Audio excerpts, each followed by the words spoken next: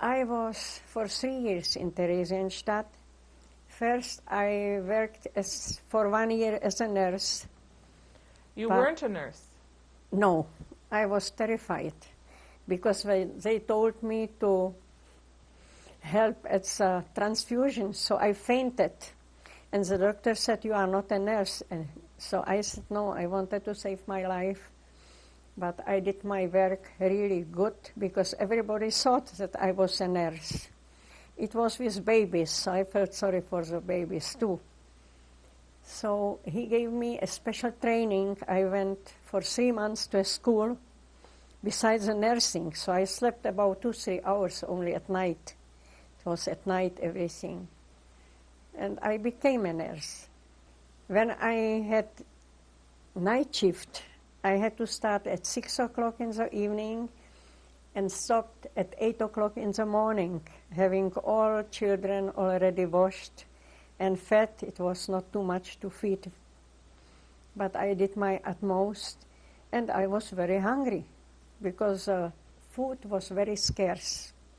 They could cook some lentil soup, it was some powder, it was terrible, and black coffee, and we got 1 piece of bread for the whole day, slice. So I lost lots of weight. I caught all the sicknesses what the baby had. So I had to ask to transfer me, which was very difficult.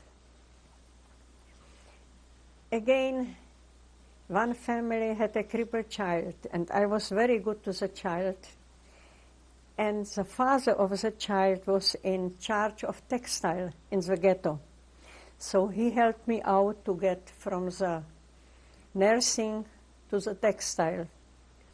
We were from when the old people died and left the clothes. So we were making for children clothes and for young people. And again, I met a friend whom I knew from childhood, and she was in charge of the production. So the working together was much, much easier. And I was in charge of about 200 people. So the labor wasn't as bad as before, until they were coming transports back. They were sending people back, and the people were sick. A friend went to Auschwitz and came back 2 months later, and I couldn't recognize him. So I worked nights to give them clean clothes and wash them and make people out of them again. And the hope was very important because when Gentile people came, they smuggled sometimes newspaper in and they brought us the news. We didn't have anything.